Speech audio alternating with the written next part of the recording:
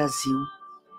Recebestes do divino Rabi a incumbência de alçar ao alto a imagem da cruz, a essência do Evangelho, a imolação de nosso Mestre, traduzida em constelação no céu da pátria do Cruzeiro. A pandemia nos visita, conclamando as nações e a humanidade a uma reflexão, a uma pausa para a retomada de curso. Neste momento decisivo, sabemos que é necessário ouvir, enxergar o que está por trás dos acontecimentos. Olha por nós, Ismael. Rogo a tua intercessão junto a todos os espíritos de primeira ordem, tutores dos demais países do nosso planeta. Que a humanidade seja envolta em um manto de paz e esperança, de resignação e fé. Somos filhos de Deus e um Pai não abandona seu rebento. Olha por nós, Ismael. Cuida deste Brasil, pátria do Evangelho. É chegado o momento de darmos o testemunho da confiança que alimentará a nós mesmos e as almas sedentas de irmãos de vários outros países. Somos coração e este faz verter ao corpo maior que é o mundo a seiva em sangue dos propósitos maiores do amor. Confiamos em ti, Ismael, que o verde das matas, o azul do oceano, rios e lagos, o solo bom em que tudo floresce e frutifica, seja esteio para alçarmos pensamentos ao alto e que nós sejamos celeiro para o mundo em atos de renúncia e resignação. Confiamos em ti, Ismael. Fostes designado para ser o zelador dos patrimônios imortais, dos valores que constituem a terra do Cruzeiro. Que possamos colocar também sobre nossos braços, mobilizar os refúgios mais íntimos do nosso espírito, a encerrar fileira contigo na sublime ação de acolhimento e consolo a todos que sofrem. Seja conosco, Ismael. Inspira-nos ações no bem, pois somos filhos diletos, embora sementes ainda imperfeitas, do bondoso jardineiro Jesus. Em nossa marcha através dos tempos, enquanto nação, temos como brasileiros o dever de considerar o valor espiritual da nossa pátria e com nossas ações e movimentos chancelarmos a vocação deste grandioso destino. Seja conosco, Ismael, fazendo vigorar na terra do Cruzeiro a doutrina de amor do Mestre Nazareno.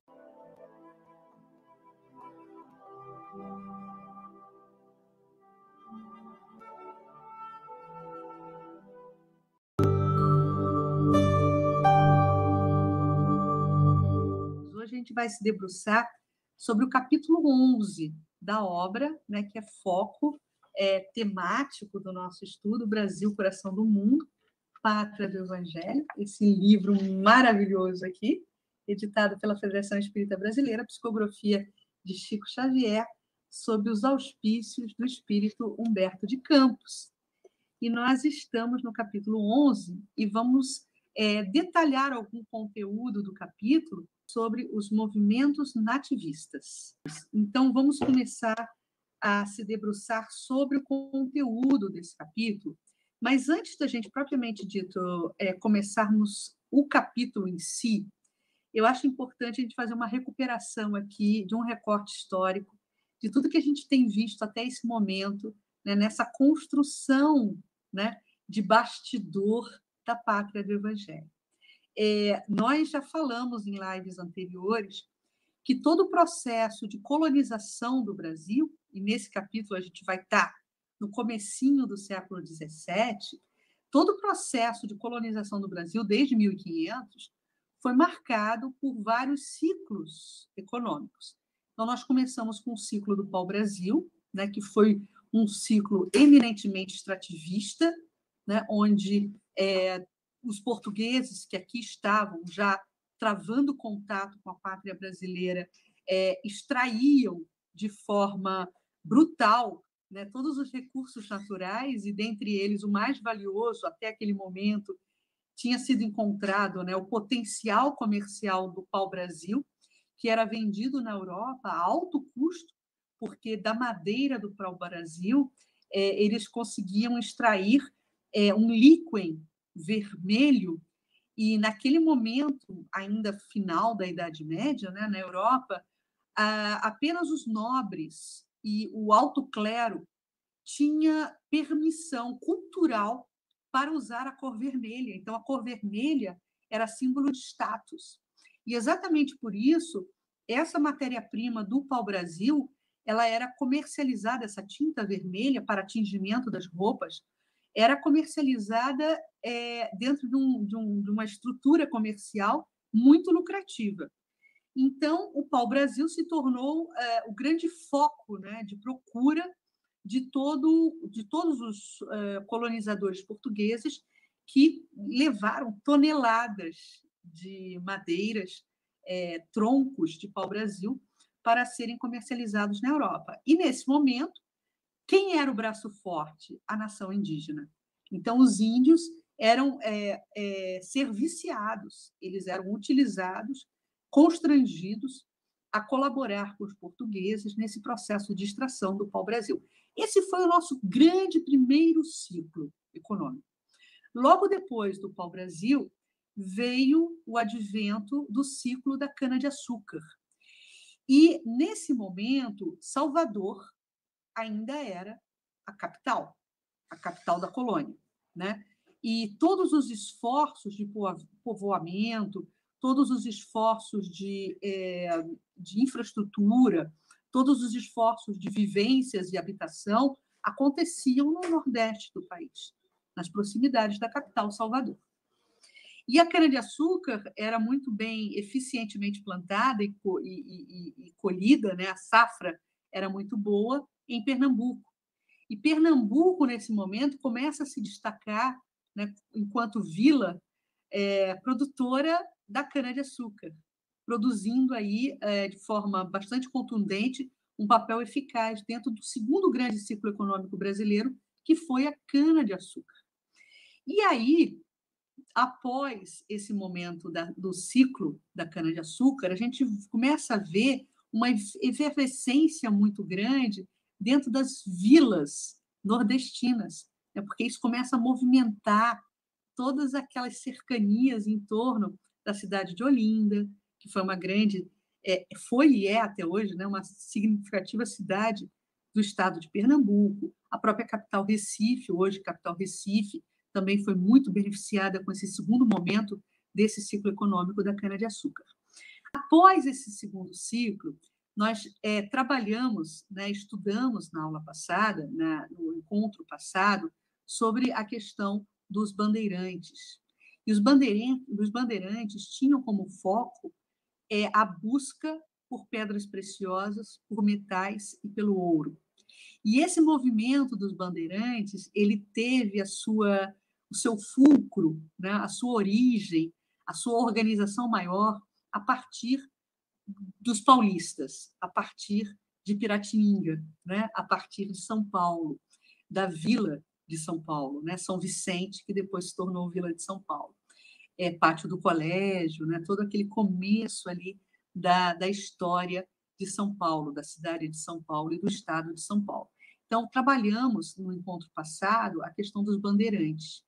E tudo isso para nos situarmos, né, dentro desse contexto que o capítulo de hoje vai trabalhar, que é o começo do século XVII.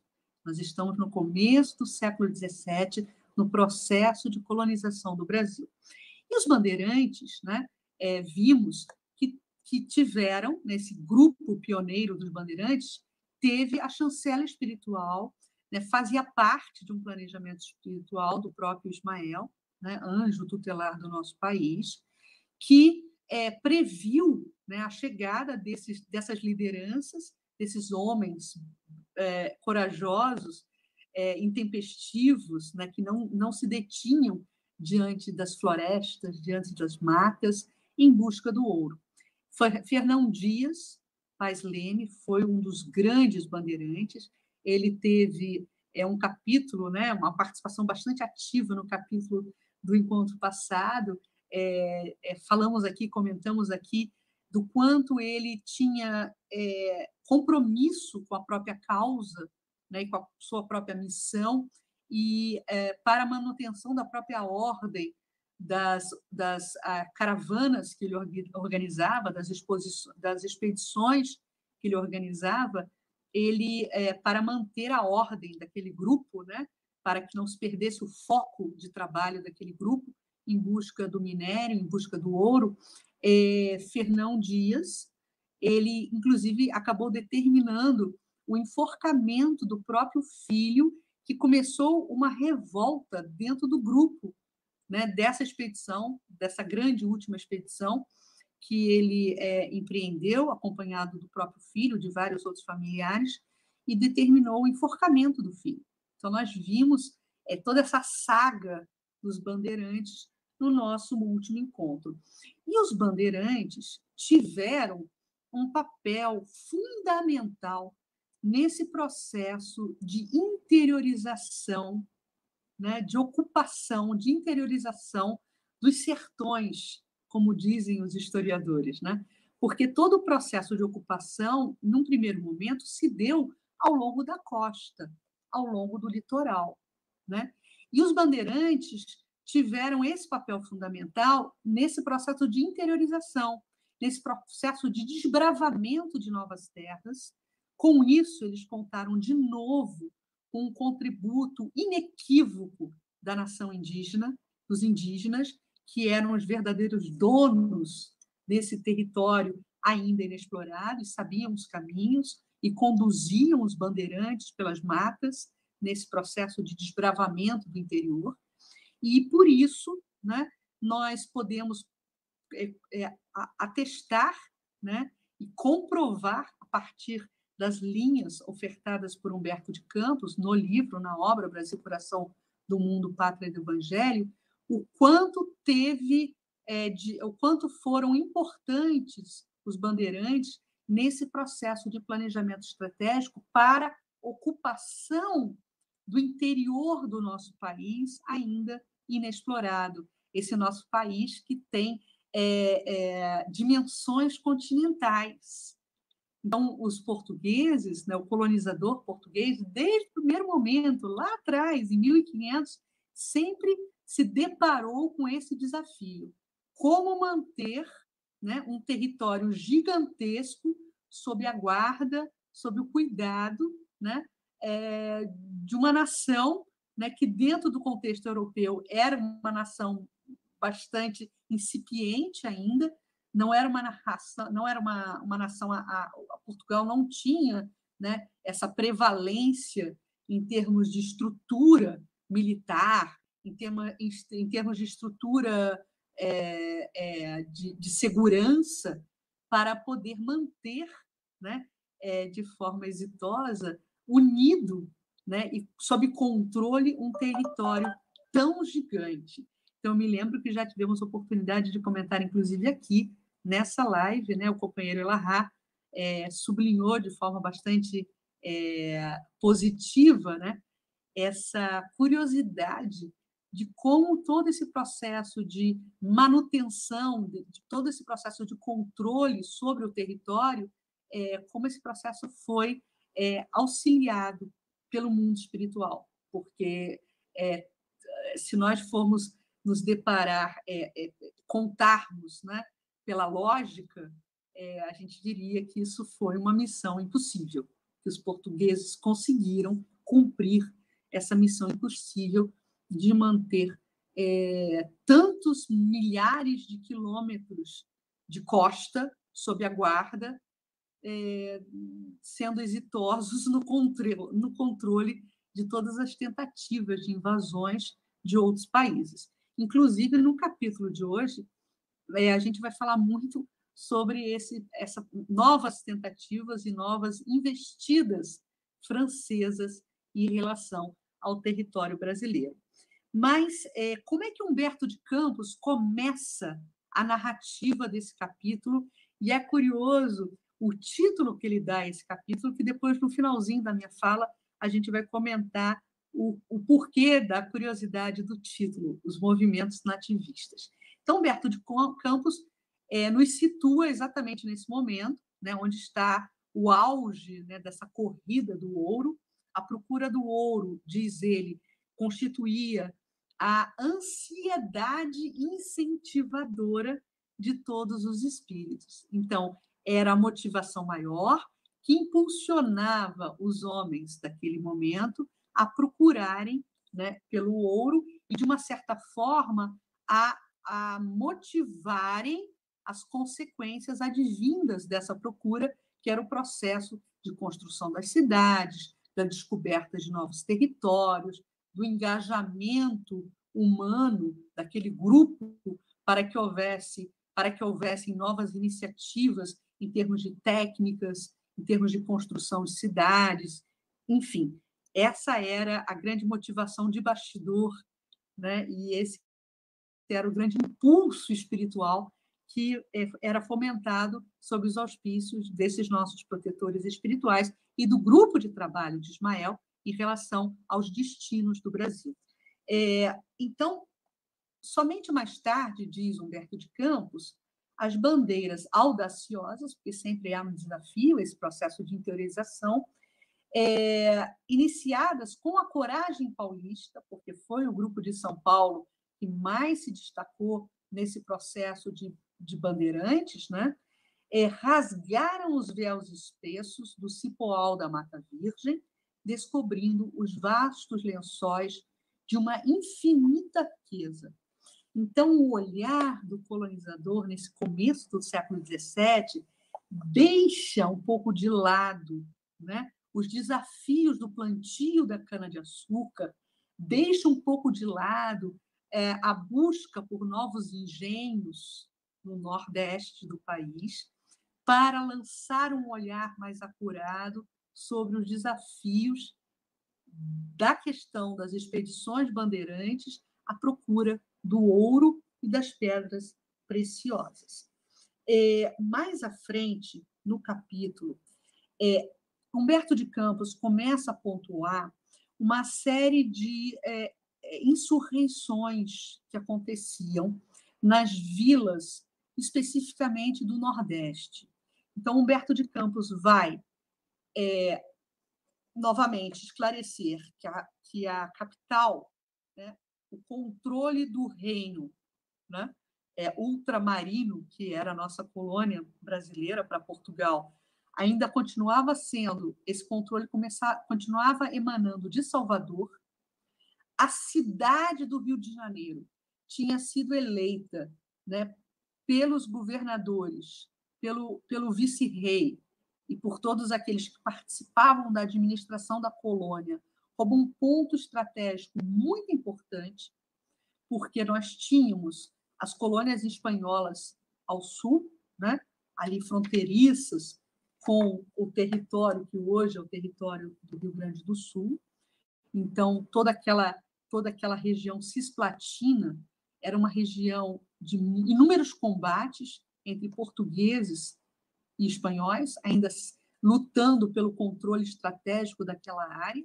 Então, o Rio de Janeiro foi eleito nesse processo como um ponto estratégico de segurança para que Portugal começasse a ter um maior controle sobre o sul do país, apesar dos grandes esforços econômicos acontecerem no Nordeste. Então, Salvador era importante, porque até então era a capital da colônia, né, do vice-reino. As cidades nordestinas, Olinda e Recife, se destacavam pela produção da cana-de-açúcar. Os bandeirantes paulistas estavam desbravando as matas, né, desbravando, sendo impulsionados espiritualmente mais para o centro do nosso país, passando pelas Minas Gerais, em direção a Mato Grosso, à interiorização do nosso país. E, nesse momento, algumas iniciativas revoltosas aconteciam no Maranhão e também aconteciam em Pernambuco. Porque, lógico, é ali que se movimentava o dinheiro e ali que surgiam, em virtude disso, novas lideranças, não só econômicas, como políticas. E esses homens, né, que se destacavam em liderança, tinham inatamente sempre essa tendência de separativismo. Então, eles promoviam essas rebeliões, eles promoviam essas insurreições para terem um maior controle e poder sobre aquele quinhão de terra. Então, os portugueses, os colonizadores, sempre enfrentaram, desde sempre, né, essa questão desse desafio de se manter a unidade do território. E esse desafio vai ecoar e repercutir no primeiro reinado, com Pedro I, né, sob os auspícios e o apoio, né, da grande imperatriz Leopoldina, que o apoiou incondicionalmente e foi figura basilar para a contribuição da união do Brasil naquele momento, da união das províncias e das vilas naquele momento do primeiro reinado. E depois o Brasil contou também com a empatia, né, e com a boa liderança do imperador Pedro II, que foi uma figura bastante respeitada e, até um certo ponto, teve também, apesar de desafios constantes, teve também consolidada essa sua liderança perante a manutenção territorial do Brasil. Então, Humberto de Campos cita, né, nesse processo de lutas incontestes em relação a conter essas rebeliões, a figura de Gomes Freire, né? Várias dessas figuras notórias e importantes da nossa história, a gente guarda a referência por conta de nome de rua, né? Por exemplo, aqui no Rio de Janeiro, Gomes Freire é um nome de uma grande avenida do centro da cidade. Mas diz Humberto de Campos, né, e pelo que ele nos conta, Gomes Freire ele foi um estadista notável pelo seu talento militar e político. E coube a ele a direção do movimento restaurador pelo controle dessas insurreições em nome do reino, né, do reino de Portugal, que aconteciam no nordeste do país. Em 1683, aponta Humberto de Campos, a Bahia também se conflagra, depois de assassinar o alcaide-mor, quer dizer, alcaide, prefeito, né, mor da colônia, Francisco Teles de Menezes, que excitara as antipatias dos moradores, dos habitantes de Salvador. Então, são pontuações históricas que nos dão noção dessa efervescência, né, de controle, né, dessa guerra política e dessa necessidade de controle do território. E aí, o capítulo termina, meus amigos, nos contando um episódio quase que épico da história do Rio de Janeiro, né? E assim, eu, como sou do Rio, quando eu leio essa história, eu meio que viajo no tempo, conseguindo vasculhar os pontos que essa história aconteceu na cidade do Rio de Janeiro. E é muito interessante, porque hoje em dia ainda nós temos, tanto na região portuária do Rio de Janeiro, como no centro do Rio de Janeiro, ainda várias edificações, várias localizações e localidades que foram palco dessa história. A França, de novo, faz uma nova investida, né? Nós já tratamos aqui também nas lives sobre o início, né, da colonização no Brasil, onde a Baía de Guanabara exercia um grande atrativo, né, a todos os estrangeiros, aos povos estrangeiros. Então, os franceses tentaram invadir naquela época, os holandeses, os espanhóis, inúmeras vezes, e pela própria configuração geográfica da Baía de Guanabara, sempre isso foi um entrave natural, né, pela sua configuração, um entrave natural para a ocupação e o processo de ocupação dos estrangeiros que tentavam invadir a cidade do Rio. E, em 1710, aliás, eu não quero confirmar essa data, mas vamos precisar aí início do século XVIII, para não errar na data. Um corsário francês chamado Duclerc, ele é contratado, quer dizer, corsário é aquele pirata que faz uma investida em missão oficial de um determinado país. O corsário francês, o pirata francês, que nesse caso é corsário, porque ele está sendo pago oficialmente pelo reino francês para provocar a invasão, o corsário francês Duclerc, ele é contratado para invadir a cidade aberta, entre aspas, do Rio de Janeiro. Cidade essa, como vocês já sabem, que a gente já comentou aqui, que tinha uma função estratégica importantíssima rumo aos territórios do Sul, que faziam fronteira, ou que fazem fronteira até hoje, né, com as ex-colônias espanholas. Então, Duclerc, ele traz uma estratégia diferente, ele não se utiliza do caminho natural das embarcações, dos navios, entrando pela barra, né, da Baía de Guanabara, mas ele empreende, né, estrategicamente, uma pelos fundos da cidade do Rio de Janeiro, pela localização de Guaratiba, ali naquela região de Angra dos Reis, hoje ainda uma região de vários resorts. Então, Duclerc desembarca os seus homens e a sua frota por Guaratiba, por essa região ao sul da cidade do Rio de Janeiro, e empreende uma caminhada de vários quilômetros, de vários dias, em direção à cidade do Rio. Então, ele consegue desembarcar, digamos assim, na surdina. Ninguém viu e ninguém percebeu esse desembarque do grupo do corsário francês, Duclerc. E eles caminham em direção à cidade do Rio de Janeiro. E, nesse momento, meus amigos, acontece um refreamento dessa invasão francesa de uma forma muito interessante, que quando a população do Rio de Janeiro percebe que os franceses, eles começam a voluntariamente, sem isso ser patrocinado pela segurança local oficial, né, da vila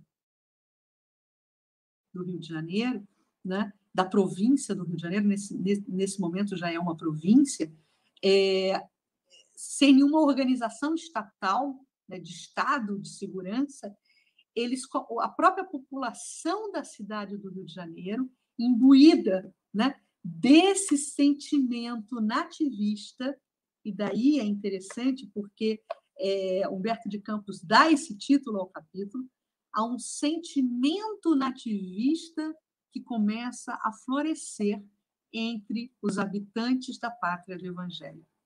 Todos eles reunidos e unidos, portugueses, religiosos, né? Nascidos aqui, locais já do Brasil, nascidos brasileiros, se unem para a proteção da cidade. Começam a formar barricadas e começam a atacar, né, e a impedir o avanço dos soldados franceses, do corsário francês, evitando o processo de ocupação da cidade. Eles são a população do Rio de Janeiro, esse grupo, né, que defende a cidade do Rio de Janeiro, se torna exitosa nesse processo. O corsário francês é preso, mantido preso, e depois é negociada a sua soltura, né?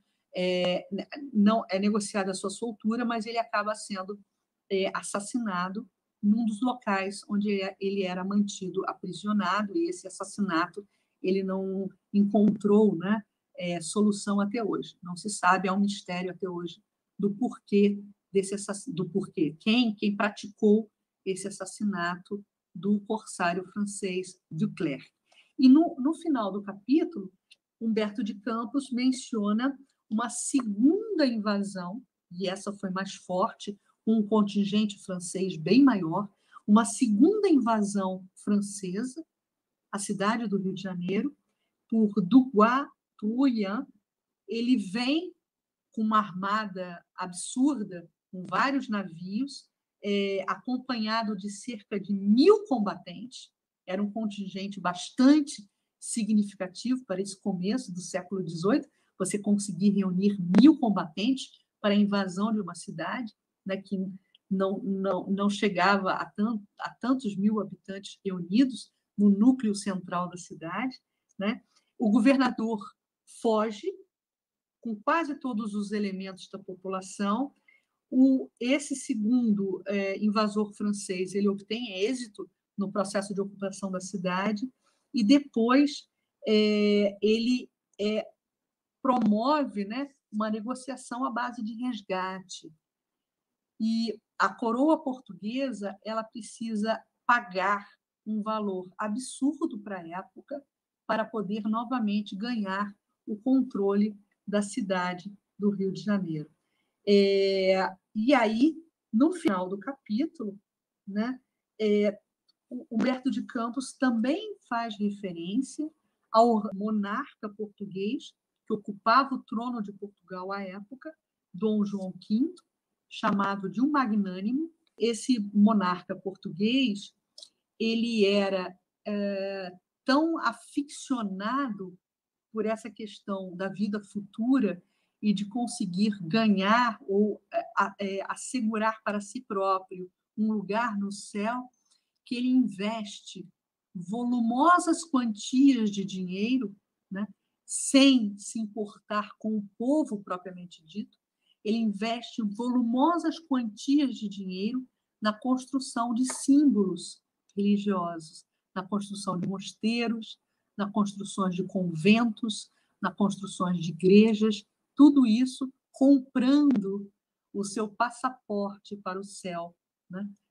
Até onde vai, né, talvez, esse olhar obtuso humano, nesse sentido de barganha com Deus para assegurar um lugar ao céu. No reino de Deus, né? Era uma ilusão à época, né?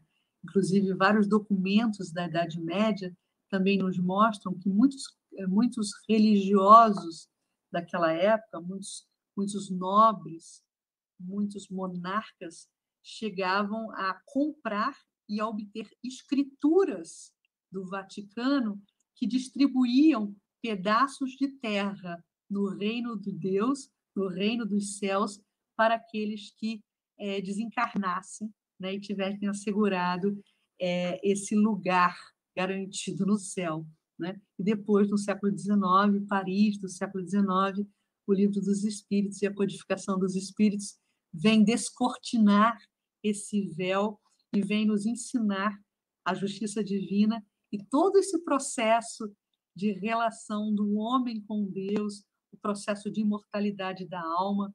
Então, meus amigos, é uma felicidade muito grande quando a gente consegue não só se debruçar sobre esses dados históricos, né, tendo esse insumo da visão espiritual alargada, né, do conhecimento espírita, para podermos melhor compreender e melhor desdobrar toda essa história, né, da constituição do nosso povo, do povo brasileiro e da pátria do Cruzeiro. E assim nós encerramos, né, esse voo rasante que nós tentamos fazer aí sobre o capítulo 11.